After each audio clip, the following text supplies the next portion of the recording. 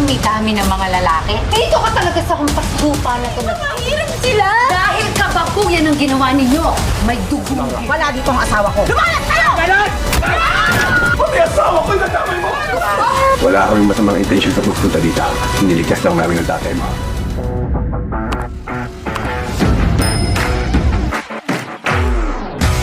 Kinausap ni Jackie si Erica sa harap ni Rigor, Miguelito, Santino at Roberto. Galit na galit siya habang tinatanong kung bakit si Santino pa ang pinili ni Erica na magpabuntis, isang hampas lupa lamang umano. Matindi ang tensyon sa paligid habang lahat ay tahimik na nakikinig sa kanilang pagtatalo. Hindi nagpatalo si Erica at agad niyang pinagtanggol si Santino. Para sa kanya, hindi dapat maliitin ang isang tao dahil lamang sa kahirapan. Lalo namang nagalit si Jackie, sinabing kahihiyan ang ginawa ni na Erica at Santino dahil magpinsan silang buo, pareho silang may dugong gerero. Sa kabilang dako, nag-uumapaw ang galit ni Tanggol kay Divina matapos nitong traidorin ang kanilang grupo. Buo ang loob ni Tanggol na si Divina ang una niyang hahabulin at papanagutin sa lahat ng kasalanan nito.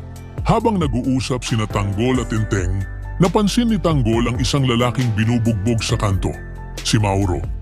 Mabilis siyang tumayo at agad na sumugod upang tumulong. Nakipaglaban siya sa mga lalaki at isa-isang pinatumba ang mga ito hanggang sa umatras ang mga salarin.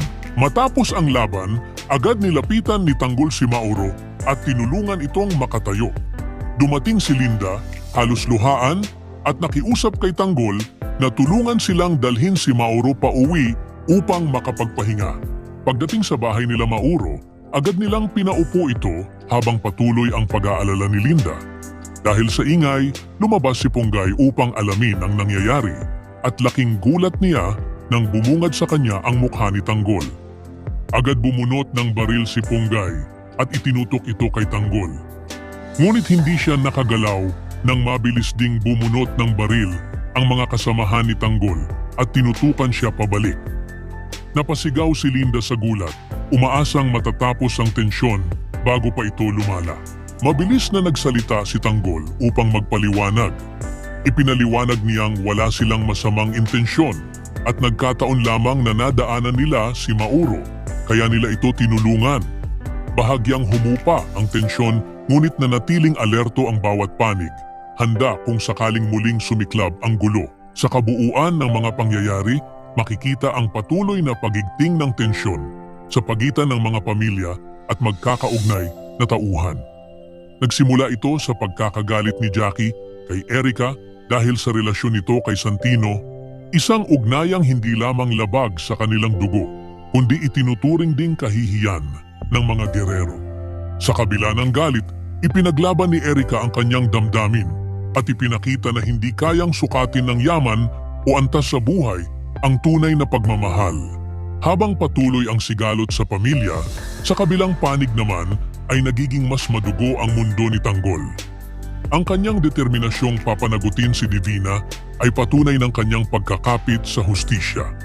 Ngunit sa kanyang paglalakbay, muling ipinakita ni Tanggol ang kabutihan ng loob nang iligtas niya si Mauro mula sa panganib. Ang muling pagkikita ni Tanggol at Punggay sa bahay nila Mauro ay nagdala ng panibagong tensyon.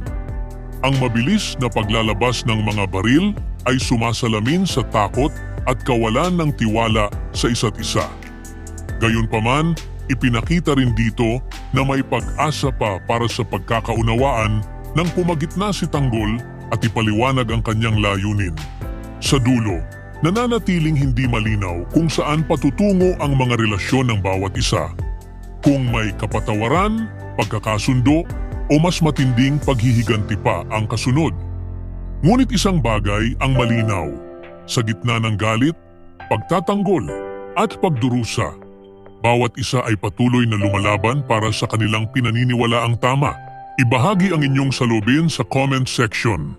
Huwag kalimutang mag-subscribe at i-click ang notification bell para hindi ninyo ma-miss ang susunod na kabanata ng Batang Quiapo. Maraming salamat sa panunood.